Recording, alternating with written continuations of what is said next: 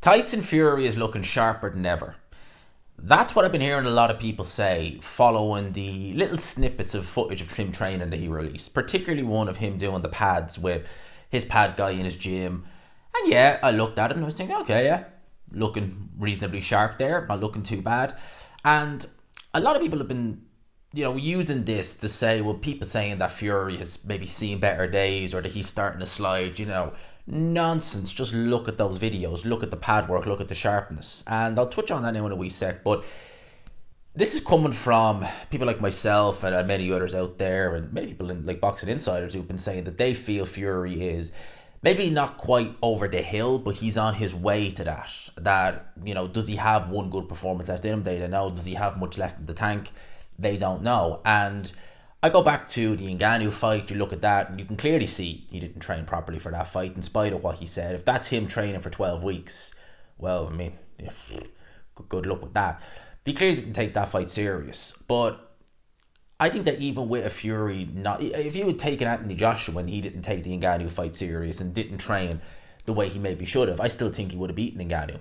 I think Floyd Mayweather, when he fought McGregor, didn't take that fight particularly serious. And the fight went long, went 10 rounds. But at the end of the day, I think Mayweather was holding back a little bit and was like, I can end this when I want. Let's give the fans a couple of rounds and then let's do it. Barely really did any training for that fight, whereas Tyson Fury still struggled with Ngannou. And I think that's an indication that the body isn't quite doing what he wants it to do throughout the course of the camp. Now, when you look at that footage, again, I say he looked all right, looked reasonably sharp in it. Yeah, he definitely did. But I've been around pro. I haven't been in a pro gym for a long time, but I have been in pro gyms. I have done a little bit of training in them. And when you see these little snippets of training, whether it's someone hitting the... Actually, speaking of Mayweather-McGregor, when that fight was announced first, and they did a great job selling that, obviously, done all sorts of great numbers on pay-per-view. But when they did that fight, it was really targeting the MMA fans because there hadn't really been, not that I was aware of, a crossover fight of that magnitude done. And, MMA fans were like, oh, Conor is this and Conor is that. And then you just had the casuals who knew Floyd Mayweather, who knew McGregor. And, they really lapped it up and thought it was competitive. And when they took little snippets of McGregor sparring, like against Malignaggi, where, I didn't think that was anything particularly good. I think he even sparred Chris Van Heerden and he didn't look particularly good in that. When you saw images of him on the pads or footage of him on the pads and hitting the bag, you had all these, I don't say, channels and, reports coming out saying, oh, McGregor, he's looking amazing on the bag. And you see him on fight night and you're like, well, there you go. It's easy to take a clip and look good for 20, 30 seconds, thereabouts a minute. And when I say I've been in the pro gyms, I haven't been there, as I said, in about 4 years. I think it was March 2020 was the last time I was there. And I was around a couple of pros. Some of them weren't pros at the time. And a lot of them were fixated on just get like 20, 30 seconds of a clip of me hitting the bag really, really hard and really fast and really sharp, or, me on the pads, I've done a session, everything was kind of okay. I've got a bit of a sweat on, but now it's like the last 20 seconds. Get that iPhone going. Someone film me. Boom. Bang, bang, bang, bang. Yeah. That doesn't tell the whole story though, does it? You're literally seeing snippets of what you want to see. David Haye, when he sparred Deontay Wilder. To this day, till this day, you still have people saying that Wilder got absolutely obliterated in sparring by David Haye. When David Haye himself has come out, and I'm surprised, he always said he'd release the full spar, but he never did. But he's always come out and said that Wilder held his own in that spar, and that he took those clips to make himself, deliberately edited the good clips in to make himself look good. And David Haye is another guy, whenever you'd see him at a pad session or anything like that, my guy would be hitting those pads with everything. And then David Haye would turn around and be like, I wasn't even trying to punch hard. Really? You could have fooled me if you... Egg on my face. No. You'll often see that. So, and again, another one, Mike Tyson, 2020. Mike Tyson's coming back and he'll take over he's in his 50s. And it was even less time with Mike Tyson, 10 seconds of training footage. A lot of times they will get these clips, the best clips they can get, or, you know, look sharp there. And the fighter himself will decide, all right, look, I'm going to try and make myself look as good as I can, as sharp as I can. Boom, boom, bam, bam, bam, bam. Look at that. Look how sharp I look. At the end of the day, you'll really tell on fight night. Now, when it comes to pads, I've never liked pads anyway.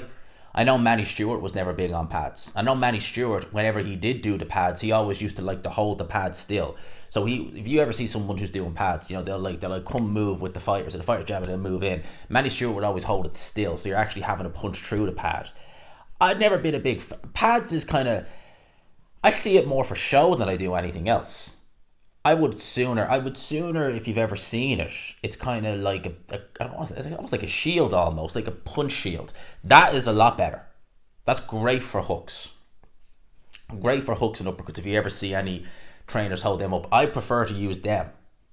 And I would prefer it if I was training a fighter to use that as opposed to pads. But that, and use like a little, Canelo uses them, little like kind of foam, like kind of pad that you can like slip, shot. Something like that is good. But just pads in general, yeah, I don't read too much into the pads or anything like that, because there are plenty of fighters who could look sharp on a pad. They get in the ring on fight night and you're like, oh, that was clearly just for show, that video.